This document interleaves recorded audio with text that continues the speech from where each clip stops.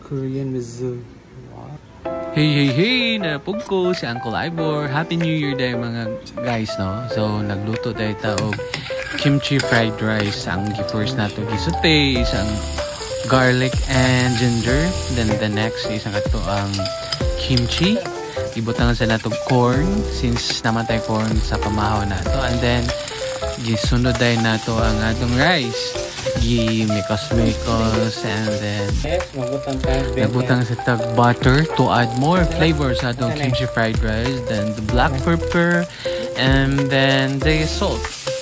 Mura na nga itong gibutangan na sa atong kimchi fried rice, and hapit na maluto ato sad gi-add ang ato ang egg and then the onion leaves, and then voila na natong kimchi fried rice. Then kaon na, that's it.